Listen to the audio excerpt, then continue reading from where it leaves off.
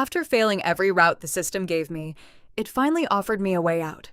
Not death, not mercy, something worse. If the host is erased from all legal, emotional, and social records, return to original world becomes possible. I read the blue words floating above the cracked ceiling of my rented room in Portland, Oregon, and laughed until my throat hurt. Erased? They had already done that. My name was Mara Whitlock. At least, it used to be. For 22 years, I had lived inside this world like a borrowed character in someone else's romance story.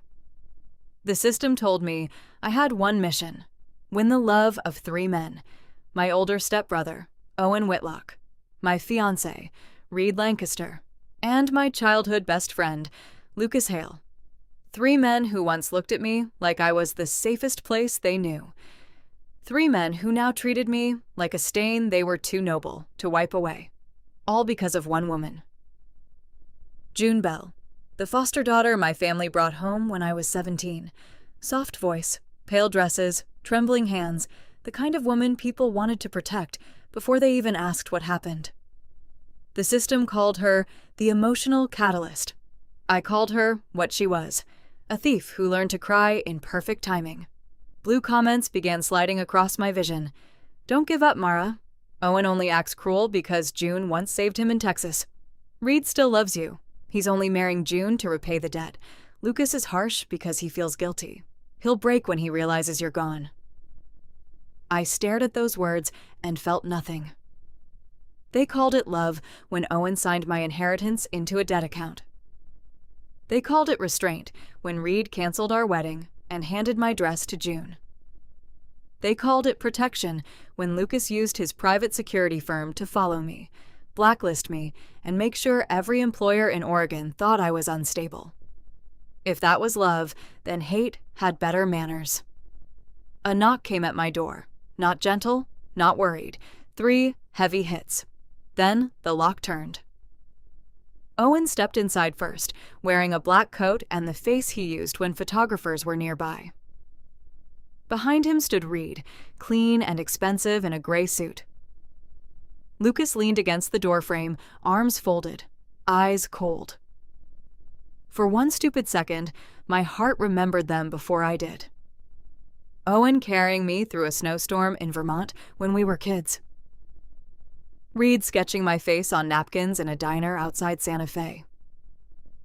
Lucas promising at 13 that if the world ever turned on me, it would have to go through him first. Then Owen looked around my room and curled his lip. So this is where you've been hiding. I smiled. Isn't it what you wanted? Reed's jaw tightened. June hasn't slept in 2 days because of you. There it was, June's pain. Always first, always louder, always cleaner than mine. Lucas tossed a folder onto my bed. Sign it. I opened it. A voluntary withdrawal from the Whitlock Foundation.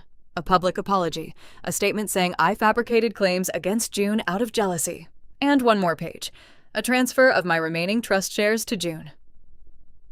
I laughed once. That was the moment the comments exploded. Mara, sign it for now. Reed will fix everything later. Owen is testing you. He wants you to prove you understand him. Lucas looks calm, but he's dying inside. I looked at Lucas.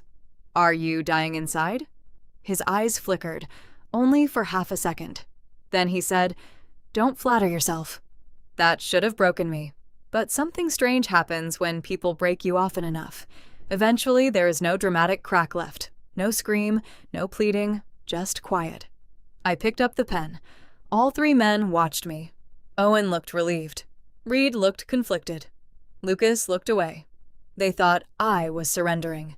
Instead, I wrote one sentence across the signature page. I no longer consent to being your repayment. Owen snatched the paper from me. His face darkened. You still think this is about you? No, I said. That was my mistake. Reed stepped closer. Mara, don't make this uglier. I looked at the man who had once asked me to choose the song for our first dance. The same man now preparing to marry June at a charity gala in Chicago under my family's name, using my mother's diamond necklace. It was ugly before I named it. Lucas moved then. Fast, angry. He grabbed my arm hard enough to hurt. The comments sighed like an audience watching romance. He touched her. He still cares. He's angry because he's scared. I stared at his hand until he let go. "You used to promise no one would ever put hands on me," I said. His face shifted, almost human. Then his phone rang. June's name lit the screen. The change was instant. His expression softened, his voice lowered, and the man who had just bruised my arm walked into the hallway to comfort someone else. That was when I knew. I would never win this story by begging to be loved. I would win by becoming impossible to erase. The next morning, June posted a photo from Dallas. She wore white, of course. White sweater, white ribbon, white smile. The caption read, "Sometimes forgiveness means letting people misunderstand you." Under it, thousands of strangers called her graceful. Then, she posted a second photo. My mother's necklace around her throat. I had not seen that necklace since the day Owen told me family heirlooms belong to people who honored the family. I zoomed in until the diamonds blurred. A blue comment passed slowly across my vision. "Mara, don't be sad." Owen gave it to June only because the gala needs to look convincing. Reed will put it back on you when the truth comes out. I turned off my phone. The truth did not come out by itself. It had to be dragged. 3 years earlier, June claimed she saved Owen during a charity trip in Austin, Texas. She said protesters surrounded him outside a hotel, and she pulled him through the crowd. After that, Owen said he owed her his public life. 2 years earlier, June claimed she saved Reed during a boating accident near Lake Tahoe. She said she jumped in after him while everyone else froze. After that, Reed said he owed her his future. 1 year earlier, June claimed she saved Lucas from a lawsuit in New York by finding missing evidence that cleared his security company. After that, Lucas said he owed her everything. Funny thing about lies, they usually have paperwork. I had none of my old money, no home, and no family willing to answer my calls. But before they locked me out of the foundation servers, I had copied more than they knew. Travel receipts, old emails, insurance reports, hotel footage requests. One name kept appearing at the edge of everything. Nina Cross, a compliance lawyer in Seattle who had once warned my father that June's rescue stories didn't match the records. My father died 2 weeks later before he could investigate. I sent Nina everything. Then I waited. The system appeared again that night. Warning. Host is deviating from romance route. I sat on the floor, eating cold noodles from a paper cup. You mean I'm thinking? Mission requires emotional reconciliation. No, the mission requires 3 men to love me. You never said I had to love them back. The panel flickered. For the first time, it had no answer. Nina called me at 6:12 the next morning.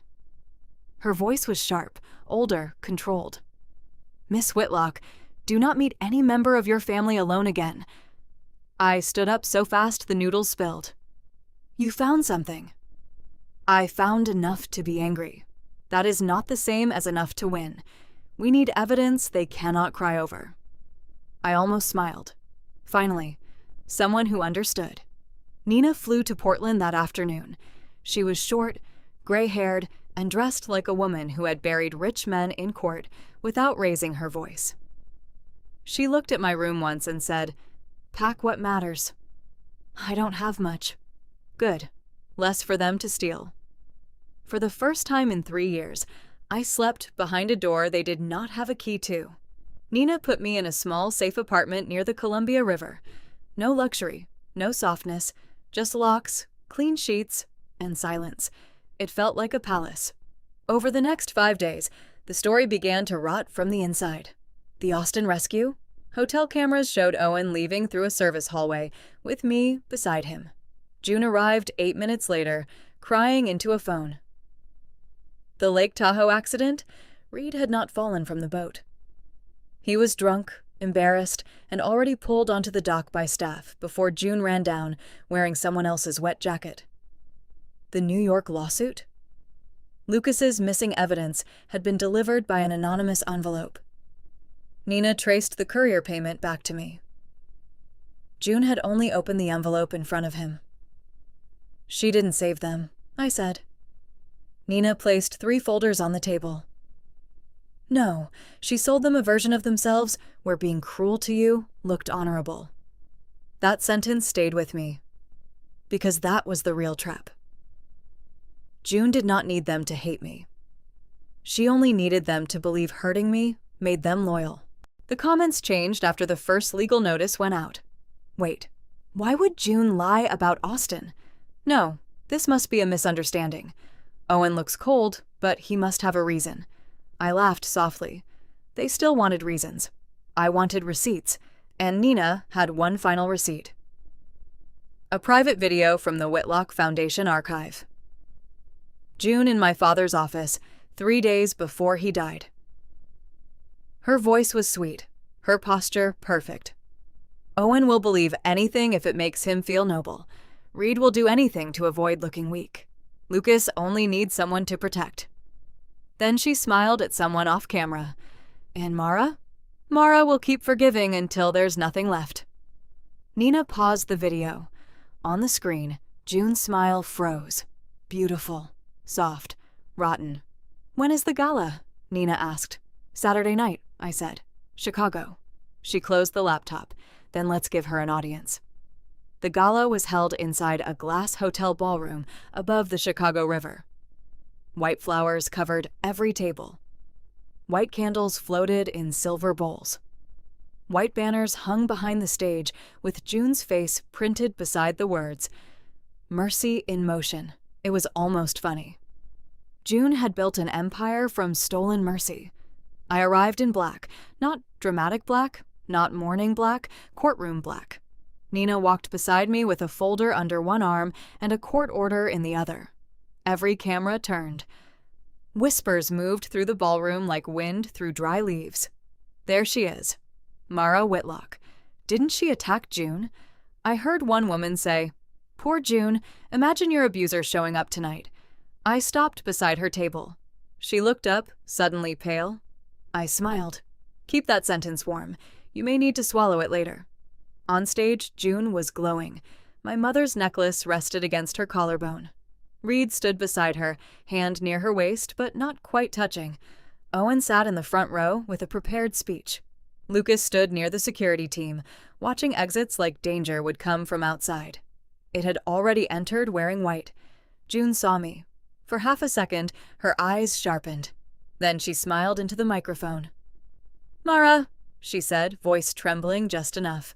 "I'm grateful you came. I hope tonight can be the beginning of healing." The audience softened immediately. She was good. I had to admit that. Some people play piano, some paint. June performed victimhood like a trained instrument. Blue comments rushed across my eyes. This is the reconciliation scene. "Mara, don't ruin it. June is giving you a chance." I walked toward the stage, not to Reed, not to Owen, not to Lucas, to the control booth. Nina handed the technician the order. He read it, swallowed, and unlocked the projector feed. June's smile faded. "Mara, what are you doing?" I took the second microphone. "What you taught me." My voice echoed through the ballroom. "Making sure there are witnesses." The first video played. Austin, Texas. Owen being guided through the hotel service exit. By me, not June. The timestamp glowed in the corner. The hotel manager's signed statement appeared beside it. Owen stood so quickly his chair hit the floor. The second video played. Lake Tahoe. Reed sitting safely on the dock, wrapped in a towel, while June ran into frame after the staff had already helped him. Reed's face drained of color. The third record appeared. New York. Courier logs. Payment trail. My old email authorizing delivery of evidence to Lucas Hale's security. Lucas turned toward me. For the first time in years, he looked afraid to know the answer. June gripped the microphone. "This is edited." Nina stepped forward. "All files were authenticated this morning. Say that again, and we add defamation to the list." The room went silent. Then the final video appeared. My father's office. June's voice filled the ballroom. Owen will believe anything if it makes him feel noble. Reed will do anything to avoid looking weak. Lucas only needs someone to protect. Guests began turning toward her. She stood frozen beneath her own charity banner. Then came the line. And Mara? Mara will keep forgiving until there's nothing left. The clip ended. No one clapped. No one defended her. For once, June had the whole room's attention and no tears ready fast enough. I looked at Owen first. You gave her my inheritance because you said she saved your public life. His lips parted. Nothing came out. I looked at Reed. You gave her my wedding because you said she saved your future. His eyes were red now. Too late. Red eyes are not reparations. Then Lucas. You took my safety because you said she saved your name. He looked down. Cowardice, at least, knew where the floor was. June suddenly laughed. It was small at first, then sharp. You all loved her before me, she said. The microphone caught every word. Her eyes moved from Owen to Reed to Lucas. You kept looking back. Always back. So yes, I made her look crazy. I made her poor. I made her alone. And you helped because it made you feel noble. A woman near the front gasped. June realized what she had done. Her hand flew to her mouth. Nina smiled. Police entered through the side doors. Not fast, not dramatic, just inevitable. June stepped backward. Reed? He did not move. Owen? Owen stared at the screen where my father's office was still frozen. Lucas? Lucas closed his eyes. For the first time in her life, June reached for men who had always caught her, and found empty air. The consequences did not come like lightning. They came like weather. Slow, heavy, impossible to stop. June was charged first. Fraud, defamation, conspiracy, evidence manipulation, and financial coercion connected to my trust. Her public image collapsed in 48 hours. The same people who once called her graceful now replayed the gala confession like entertainment. I did not enjoy that part as much as I expected, not because I pitied her, because I finally understood how cheap public love was. Yesterday they worshipped her, today they buried her, tomorrow they would look for someone else to misunderstand. Owen lost the foundation. The board removed him after Nina proved he transferred restricted assets under false pretenses.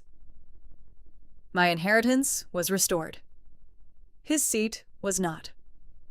He came to Nina's office 3 days later. I watched him through the conference room glass. He looked smaller without power around him. When he entered, he did not sit. Mara, he said. I waited. He swallowed. I thought I was protecting someone fragile. No, I said. You were protecting the version of yourself that wanted to feel good while being cruel. His face twisted. I'm your brother. That word tried to reach something old in me. A hallway in Vermont. A boy wrapping his coat around my shoulders. A promise made before June ever learned how easy men were to steer. Then I remembered the room in Portland. The folder. The pen. His voice asking if I still thought it was about me.